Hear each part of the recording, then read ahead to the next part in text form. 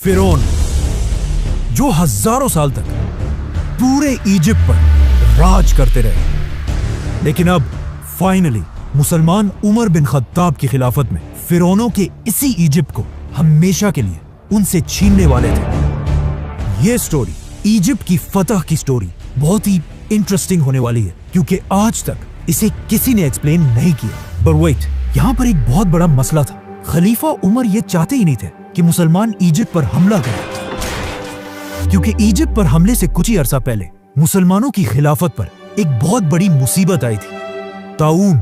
ये एक ऐसी बीमारी थी जिसने मुसलमानों की फौज के 25,000 सोल्जर्स को शहीद कर दिया था। और सिर्फ सोल्जर्स को ही नहीं, बल्कि मुसलमानों के सारे बड़े जनरल्स भी इस बीमारी से फौत हो चुके थे। जिसके बाद खलीफा उमर खुद हालात को कंट्रोल करने के लिए मदीना से मुसलमानों की आर्मी की तरफ गए और वहां उनकी मुलाकात मुसलमानों के नए आर्मी चीफ अमर बिन आस से हुई, जिन्होंने हजरत उमर के सामने एक नया आइडिया, एक नया प्लान रखा कि अब हमें स्लो होने के बजाय फिरौनों के मुल्क इजिप्ट की तरफ जाना चाहिए। लेकिन हजरत उमर इस बारे में थोड़ा कंफ्यूज थे कि अभी अभी हमारी इतनी बड़ी फौज इस बीमारी से शहीद हो चुकी है और बिल्कुल एक छोटी सी फौज के साथ इजिप्ट को फतह करना बहुत ही मुश्किल होगा। और हजरत उमर को इस बात का भी खतरा था कि ऐसा ना हो कि मुसलमानों की फौज इजिप्ट की तरफ चली जाए और पीछे से उन पर पर्शियन एम्पायर हमला कर दे। लेकिन आर्मी चीफ अमर बिन आस इस सब के बाद भी हजरत उमर के सामने अपने प्लान पर मजबूती से खड़े रहे कि नहीं, हमें इजिप्ट की तरफ हर हाल में जाना चाहिए। क्योंकि अमर बिन आस इस्लाम लाने से पहले मक्का के एक बहुत रिच बिजनेसमैन थे और अपने बिजनेस की वजह से उनका बार बार इजिप्ट की तरफ आना जाना होता रहता था। तो अब उन्हें इस बात का बहुत अच्छी तरह पता था कि इजिप्ट के लोग मुसलमानों के सामने कभी खड़े नहीं हो सकते। आखिर उनके बार बार कहने पर हजरत उमर ने उनकी बात मान ली और उन्हें इजिप्ट पर हमले की इजाजत दे दी, लेकिन एक शर्त पर कि चलो तुम इजिप्ट की तरफ रवाना तो हो जाओ, लेकिन अगर मेरा इरादा बदल गया तो तुम्हें अपनी पूरी फौज के साथ वापस आना होगा। ये सुनकर अमर बिन आस ने अपनी फौज को रेडी होने का हुक्म दिया और सिर्फ 4,000 की फौज के साथ इजिप्ट के कैपिटल की तरफ रवाना हुए। Now, at the same time, Amr bin As Egypt और हजरत उमर मदीना की तरफ बढ़ रहे थे और इस पूरे रास्ते में हजरत उमर सिर्फ इजिप्ट के बारे में ही सोचते रहे। और जैसे ही हजरत उमर मदीना पहुंचे, उन्होंने सारे बड़े सहाबा की एक मीटिंग बुलाई और उनसे इजिप्ट के बारे में पूछा कि मुझे बताओ कि हमें क्या करना चाहिए। जिस पर हजरत उस्मान और बाकी सहाबा ने क्लियरली कहा कि हमें इजिप्ट की तरफ जाने वाली फौज को रोक देना चाहिए। आर्मी चीफ, मिनिस्टर, सहाबा, इन सब की बातें सुनने के बाद आखिर हजरत उमर ने फैसला किया और अमर बिन आस के नाम एक लेटर भेजा, जिसमें हजरत उमर ने अपने आर्मी चीफ को क्लियर ऑर्डर दिया था कि जैसे ही तुम्हें मेरा ये खत मिले, अपनी पूरी फौज लेकर वापस आ जाओ। लेकिन अगर तुम लोग पहले ही इजिप्ट के बॉर्डर को क्रॉस कर चुके हो तो फिर अल्लाह का नाम लो और आगे बढ़ो। जैसे ही हजरत उमर का ये मैसेंजर अमर बिन आस तक पहुंचा, मुसलमान पहले ही इजिप्ट के बॉर्डर को क्रॉस कर चुके थे। लेकिन यहाँ पर स्टोरी का एक दूसरा एंगल भी कि जैसे ही हजरत उमर का मैसेंजर अमर बिन आस तक पहुंचा, मुसलमान इजिप्ट नहीं पहुंचे थे, बल्कि इजिप्ट के बॉर्डर से बिल्कुल थोड़ी सी दूरी पर थे। लेकिन जैसे ही अमर बिन आस ने हजरत उमर के मैसेंजर को देखा, उन्हें अच्छी तरह समझ आ गई कि इस लेटर में क्या लिखा हुआ है। तो उन्होंने फौरन ये लेटर खोला ही नहीं, बल्कि पहले उस मैसेंजर को बिठाया, उसे खिलाया और उसे थोड़ा आराम करने को कहा। और जैसे ही मुसलमानों ने इस बॉर्डर को क्रॉस किया, आर्मी चीफ अमर बिन आस ने खलीफा उमर के लेटर को खोला और कहा कि अब तो बहुत देर हो चुकी है, अब हमें आगे बढ़ना ही होगा। इसी के साथ अमर बिन आस मुसलमानों की पूरी फौज को लेकर बहुत तेजी से आगे बढ़ने लगे। ये सारे इलाके फतह करते हुए फाइनली इजिप्ट के कैपिटल के सामने जंग के लिए रेडी खड़े हो गए, जिसे आज कायरो कहा जाता है। और ये कोई आम सिटी नहीं थी, बल्कि उस जमाने की दुनिया की सबसे पावरफुल सिटीज में से थी, जिस पर पिछले 600 साल से रोमन एम्पायर का राज था और कोई भी उनसे ये सिटी नहीं छीन सका था। मुसलमानों की फौज ने सीधा आकर इस सिटी के सामने अपने टेंट्स लगाए और जंग के लिए बिल्कुल रेडी हुए, जिसे देखकर रोमन्स ने भी अपनी पूरी फौज को मुसलमानों के सामने खड़ा किया, जिसमें बच्चे, औरतें, बूढ़े सब शामिल थे, ताकि ये करने से मुसलमानों के दिलों में उनका खौफ बैठ जाए। बट वो किसको डरा रहे थे? मुसलमानों को? I don't think so. Amar bin आस ने उनकी इतनी बड़ी फौज देखकर अपना एक मैसेंजर उनके पास भेजा और उसे अच्छी तरह समझाया कि तुमने क्या बोलना है। इस मैसेंजर ने सीधा जाकर सारे रोमन्स के सामने कहा कि तुम लोग जानते भी हो हम कौन है। हमने अभी अभी तुम्हारे बादशाह हरकल को बुरी तरह हराया है, तो अब तुम हमारा क्या बिगाड़ लोगे?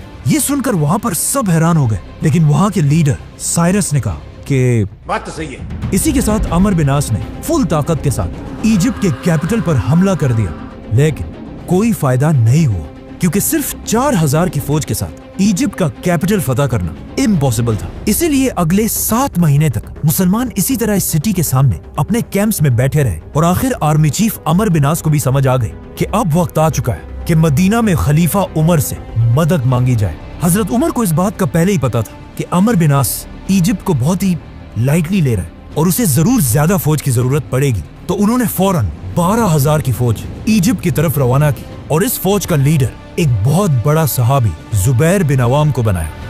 हजरत उमर जुबैर रज़ियल्लाहु अन्हु की इतनी इज्जत किया करते थे कि उन्होंने अपनी वफात के बाद खलीफा बनने वाले 6 लोगों में से एक जुबैर बिन अवाम को भी नॉमिनेट किया था, जिसे फिर हम बाद में एक्सप्लेन करेंगे, तो सब्सक्राइब। तो अब ये नई फौज भी आकर अमर बिन आस के साथ इजिप्ट में मिल गई और इन दोनों फौजों ने मिलकर बिल्कुल खालिद बिन वलीद के स्टाइल पर हमले का एक नया प्लान बनाया। अगले दिन रोमन फौज अपने किले से बाहर निकली और दोनों फौजें एक दूसरे के आमने सामने हुई और जंग शुरू हुई। कुछ ही देर के जंग के बाद अचानक मुसलमान जंग से पीछे हटने लगे और आहिस्ता आहिस्ता जंग के मैदान से इतना पीछे आ गए कि ऐसे लगने लगा कि अब फाइनली मुसलमान ये जंग हार जाएंगे। लेकिन एग्जैक्ट इसी टाइम मुसलमानों की एक दूसरी फौज आकर रोमन्स के फौज के पीछे खड़ी हो गई। ये देखकर अमर बिन आस ने दोबारा हमले का हुक्म दिया। इस तरह मुसलमानों ने रोमन्स की फौज को हर तरफ से घेर लिया और फिर इन्हें क्रश कर दिया। लेकिन इस सब के बाद भी मुसलमान इस सिटी में दाखिल ना हो सके। आखिर एक दिन जुबैर बिन अवाम रज़ियल्लाहु अन्हु ने तंग आकर एक बहुत ही बोल्ड डिसीजन लिया और अपने कुछ ही साथियों के साथ रात के अंधेरे में इस सिटी के अंदर दाखिल हुए और सीधा जाकर मुसलमानों के लिए गेट खोल दी। ये देखकर मुसलमानों की पूरी फौज इजिप्ट के कैपिटल में एंटर हुई और इस सिटी को फतह करके यहाँ के गवर्नर को ढूंढने लगी। But it was too late. Governor पहले ही इस सिटी को छोड़कर इजिप्ट की सबसे पावरफुल सिटी अलेक्जेंड्रिया की तरफ भाग चुका था। नाउ गवर्नर भाग तो गया था, लेकिन उसके दिल में मुसलमानों का इतना खौफ बैठ चुका था कि उसने यहाँ से भागते ही मुसलमानों की तरफ एक लेटर भेजा कि अब और बस है, मैं पूरे इजिप्ट को हजरत उमर के सामने सरेंडर करने के लिए तैयार हूँ। अमर बिन आस ने गवर्नर की इस रिक्वेस्ट को बिल्कुल रिजेक्ट कर दिया क्योंकि उन्हें पता था कि मुसलमानों की जंग इस गवर्नर से नहीं बल्कि रोमन एम्पायर के बादशाह से। आर्मी चीफ अमर बिन आस ने इजिप्ट के सरेंडर की ये ऑफर एक्सेप्ट तो कर ली, लेकिन जब रोमन एम्पायर के बादशाह हेराक्लियस को अपने गवर्नर के इस सरेंडर का पता चला तो उसे गवर्नर की इस बुज़दिली पर बहुत गुस्सा आया कि इसकी औकात क्या है, इसने मुझसे पूछे बगैर पूरे इजिप्ट को सरेंडर कर दिया। जिसके बाद उसने सारे रोमन फौज को मैसेज भेजा कि गवर्नर की बातों को छोड़ो और मुसलमानों के साथ आखिरी जंग के लिए तैयार हो जाओ। मुसलमानों के आर्मी चीफ अमर बिन आस को भी समझ आ गई कि अब रोमन एम्पायर का बादशाह आखिरी दम तक लड़ने के लिए तैयार है, तो उन्होंने भी अपनी आर्मी को अलेक्जेंड्रिया की तरफ जाने का हुक्म दिया। अब यहाँ पर एक बहुत ही इंटरेस्टिंग स्टोरी है कि जब मुसलमान अपना सामान पैक कर रहे थे और अपने टेंट्स को बांध रहे थे तो अमर बिन आस रज़ियल्लाहु अन्हु भी अपना टेंट बांधने के लिए गए। तो वहाँ उन्होंने देखा कि उनके टेंट के अंदर ही एक कबूतर ने अपना घोंसला बनाया हुआ है और साथ उस कबूतर के बच्चे भी थे। तो अब अमर बिन आस ने इस कबूतर के घर को बचाने के लिए इस टेंट को यहीं पर रहने दिया। ये टेंट बहुत ही इंपॉर्टेंट है क्योंकि आने वाले वक्तों में हर मुसलमान ने इस टेंट को एक निशानी के लिए यहीं पर रहने दिया और इसी टेंट के आसपास आबाद होने लगे। नाउ अरबी में टेंट को फुस्तात कहा जाता है और आगे जाकर इसी कबूतर के टेंट की वजह से इजिप्ट के कैपिटल का नाम ही फुस्तात पड़ा, जो आज तक इजिप्ट का कैपिटल है और उसे कायरो कहा जाता है। Let's come back to the story. Romans की कुछ ही अरसे बाद मुसलमान भी इस सिटी के पास पहुंच गए और इस सिटी को देखकर बिल्कुल हैरान रह गए क्योंकि अलेक्जेंड्रिया अलेक्जेंडर द ग्रेट के नाम पर बनी एक बहुत बड़ी सिटी थी और हजरत उमर ने अपनी पूरी खिलाफत में इससे बड़ी सिटी पर कभी हमला नहीं किया था, जो दमास्कस और मदईन जैसी सिटी से भी बहुत बड़ी थी। मुसलमानों ने यहाँ पहुंचकर इस सिटी को फतह करने की बहुत कोशिश की, लेकिन मुसलमानों की सारी कोशिशें बिल्कुल फेल होती रही और अगले 6 महीने तक मुसलमान इस सिटी के दरवाजों के सामने बिल्कुल बेबस बैठे रहे और मुसलमानों के मोराल को और तोड़ने के लिए रोमन बादशाह ने एक बहुत बड़ी फौज मुसलमानों के साथ जंग के लिए तैयार की। अब फाइनली ये लग रहा था कि खलीफा उमर कभी भी इजिप्ट को फतह नहीं कर पाएंगे और मुसलमानों की फौज यहाँ से मायूस होकर वापस चली जाएगी। लेकिन अचानक यहाँ पर एक बहुत बड़ा ट्विस्ट आया और सारी सिचुएशन बिल्कुल बदल गई। अचानक रोमन एम्पायर के कैपिटल इस्तांबुल में द ग्रेट रोमन एम्पायर का आखिरी पावरफुल बादशाह हेराक्लियस 30 साल की हुकूमत के बाद मर गया जिसके बाद उसके जवान बेटे ने आकर अपने बाप का तख्त संभाला। इस यंग बादशाह से रोमन एम्पायर की बहुत उम्मीदें थी कि ये जरूर मुसलमानों से हमारी खोई हुई ताकत को छीनेगा, लेकिन सिर्फ कुछ ही दिन तख्त पर रहने के बाद इस बादशाह की सुतेली मां ने इसे मार दिया और अपने बेटे को रोमन एम्पायर की तख्त पर बिठाया। लेकिन ये देखकर रोमन एम्पायर के जनरल्स और अवाम को बहुत सख्त गुस्सा आया, जिसके बाद यहाँ पर रोमन एम्पायर में एक बहुत बड़ी सिविल वॉर स्टार्ट हुई। जिसके बाद वो फौज जिसे हेराक्लियस ने मुसलमानों से लड़ने के लिए भेजा था, उसे मजबूरन वापस जाना पड़ा। ये सिविल वॉर इतनी बड़ी कि बस सभी एक दूसरे को मारने लगे। लेकिन जब हालात थोड़े कंट्रोल हुए तो रोमन एम्पायर के तख्त पर एक नया बादशाह बैठा हुआ था। लेकिन मसला यह था कि इस नए बादशाह की एज सिर्फ और सिर्फ 11 साल थी। अब आप मुझे बताएं, जब एक 11 साल का लड़का खलीफा उमर के सामने खड़ा होगा तो उसके साथ क्या होगा? खलीफा उमर रज़ियल्लाहु अन्हु मदीना से रोमन एम्पायर की इस सिविल वॉर को बहुत गौर से देख रहे थे और उन्हें समझ आ चुकी थी कि इजिप्ट फतह करने का यही बेस्ट टाइम है। तो उन्होंने फौरन मदीना में एक लेटर लिखा और अपने मैसेंजर को ऑर्डर दिया कि फुल स्पीड ये लेटर इजिप्ट में आर्मी चीफ अमर बिनास तक पहुंचाओ। ये मैसेंजर दिन रात एक करके बहुत तेजी से इजिप्ट पहुंचा। जैसे ही अमर बिनास ने ये लेटर खोला, इसमें हजरत उमर ने क्लियर ऑर्डर दिया था कि अमर फौरन मुसलमानों की पूरी फौज को एक जगह जमा करके मेरा ये लेटर उन सब के सामने पढ़कर सुनाओ। आर्मी चीफ अमर बिनास ने बिल्कुल ऐसा ही किया और मुसलमानों की पूरी फौज को जमा करके उनके सामने हजरत उमर का लेटर खोला और कहा, है मुसलमानों, तुम्हें क्या हो गया है? तुम पिछले 2 साल से लड़ रहे हो और अब तक इजिप्ट फतह नहीं कर सके। मुझे इस बात का खतरा है कि तुम रसूल अल्लाह और कुरान के बताए हुए तरीकों को भूल चुके हो और बिल्कुल हमारे दुश्मनों की तरह दुनिया की मोहब्बत में खो चुके हो। याद रखना, अल्लाह ऐसी कौम की मदद कभी भी नहीं करता। तो अब मैं तुम्हारे दिलों को मजबूत करने के लिए तुम्हारी तरफ एक नई फौज भेज रहा हूं। तो अब अपनी इन पुरानी हरकतों से बाज आओ और उठो, अपने घोड़ों को ठीक करो, अपनी तलवारें निकाल लो और रोमन से एक आखिरी जंग लड़ने के लिए तैयार हो जाओ, ताकि मुसलमान इजिप्ट को हमेशा हमेशा के लिए इस्लाम के कंट्रोल में ला सके। हजरत उमर के इस लेटर को पढ़ने के बाद मुसलमानों की फौज का जज्बा इतना बढ़ा कि उन्होंने अपनी तलवारें उठाई और अलेक्जेंड्रिया की सिटी पर ऐसा हमला किया कि रोमन्स इस हमले के सामने बिल्कुल बेबस हो गए और अपनी दीवारों, गेट्स, टावर्स को छोड़कर हर तरफ भागने लगे और मुसलमान फाइनली इस सिटी में दाखिल हुए। यहाँ के गवर्नर साइरस ने जब ये सब अपनी आंखों से देखा तो उसे समझ आ गई कि एक 11 साल का बच्चा खलीफा उमर का मुकाबला कभी भी नहीं कर सकता, तो अब और लड़ने का कोई फायदा नहीं है। इसी के साथ उसने अपना कलम उठाया और पूरे इजिप्ट को हजरत उमर की खिलाफत के सामने सरेंडर कर दिया और इस तरह इजिप्ट, फिरौनों का मुल्क, मुसलमानों के कंट्रोल में आया। अमर बिनास ने इजिप्ट फतह करने के बाद सबसे पहले एक मैसेंजर जल्दी हजरत उमर की तरफ रवाना किया ताकि वो उन्हें इजिप्ट की फतह की खबर दे सके।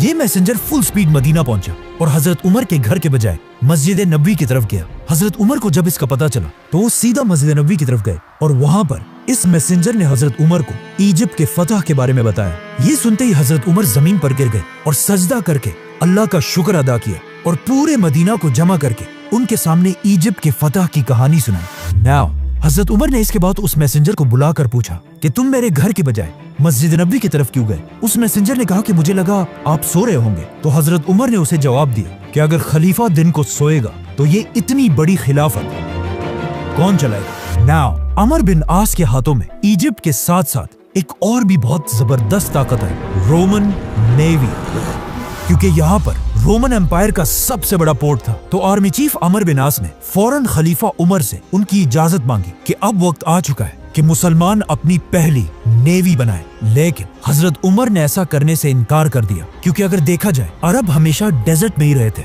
और उन्हें समंदरों और कश्तियों का कोई एक्सपीरियंस नहीं था और इनके मुकाबले में रोमन्स इस सब के चैंपियंस थे। तो हजरत उमर को पता था कि हो सकता है समंदरों में हम रोमन्स का मुकाबला ना कर पाए और हमारी सारी फौज डूब जाए। तो अमर बिन आस नेवी का आइडिया छोड़कर अफ्रीका की तरफ बढ़े और बहुत तेजी से लीबिया, ट्यूनीसिया, बल्कि अल्जीरिया तक पहुंचे। आखिर हजरत उमर ने लेटर भेजा कि अब और बस करो, हमारी खिलाफत बहुत ज्यादा फैल चुकी है, तो इससे ज्यादा आगे जाने की इजाजत नहीं है। जिसके बाद अमर बिन आस मुसलमानों की पूरी फौज लेकर वापस इजिप्ट में अपने नए कैपिटल फुस्तात की तरफ आए और वहाँ उनकी मुलाकात कुछ बहुत ही अजीब लोगों से हुई, जिन्होंने उन्हें बताया कि ज्यादा खुश होने से पहले ये बात अच्छी तरह जान ले कि हर साल दरियाए नील का पानी बिल्कुल सूख जाता है और उसे दोबारा बहाने का रास्ता सिर्फ हमें पता है। हर साल जब भी इस दरिया का पानी सूखता है, हम इस दरिया में एक जवान कंवारी लड़की को फेंक देते हैं और इस लड़की की कुर्बानी के बाद ही दरिया का पानी दोबारा बहने लगता है। तो तुम मुसलमानों को भी ऐसा ही करना होगा। मुसलमान ये सुनकर हैरान रह गए कि ये क्या पागल लोग हैं, लेकिन कुछ अरसे बाद एग्जैक्टली ऐसा ही हुआ और दरियाए नील का पानी ऑलमोस्ट सूख गया, जिससे मुसलमान थोड़ा घबराने लगे कि ये तो वाकई दरिया बिल्कुल सूख रहा है। और आखिर दरिया का पानी इतना कम हुआ कि कुछ लोग ये तक सोचने लगे कि क्या हमें भी इस दरिया के पानी को बहाने के लिए ऐसी कुर्बानी देनी चाहिए। ये सब देखकर आखिर अमर बिन आस ने हजरत उमर की तरफ लेटर भेजा कि अब आप ही फैसला करें हमें क्या करना चाहिए। हजरत उमर ने ये लेटर पढ़ते ही कहा कि ये क्या है, हम तो इस दुनिया में आए इसलिए हैं कि दुनिया के इन पुराने सारे रिवाजों को तोड़ दे। तो फौरन हजरत उमर ने एक चिट्ठी भेजी और कहा कि इस चिट्ठी को दरियाए नील में डाला जाए, जिसमें लिखा था, ऐ नील के पानी, अगर तू आज तक हजारों साल से अपनी मर्जी से बहता है तो रुक जा, हमें तेरी कोई जरूरत नहीं। लेकिन अगर तू अल्लाह की मर्जी से बहता है तो हम उसी अल्लाह से दुआ करते हैं कि वो तेरा पानी दोबारा जारी कर दे। जिसके कुछ ही अरसे बाद दरियाए नील का पानी पहले से भी ज्यादा बहने लगा। इस तरह हजरत उमर सिर्फ एक बादशाह नहीं बल्कि पूरी दुनिया के सामने एक नया निजाम रख रहे थे। और उनके दौर में इंसाफ का एक ऐसा निजाम था कि एक दिन आर्मी चीफ अमर बिन आस के बेटे ने इजिप्ट फतह होने के बाद एक आम इजिप्शियन को एक छोटी सी बात पर डंडों से मारा और ये दिखाने की कोशिश की कि अब हम तुम्हारे बादशाह हैं और तुम हमारे गुलाम। ये इजिप्शियन उसे वहाँ तो कुछ नहीं कह सका, लेकिन उसने हमेशा से हजरत उमर के इंसाफ के बारे में बहुत सुना था। तो वो सीधा इजिप्ट से मदीना की तरफ गया और जाकर हजरत उमर के सामने अपने ऊपर हुए जुल्म की शिकायत की। ये सुनकर हजरत उमर को बहुत दुख हुआ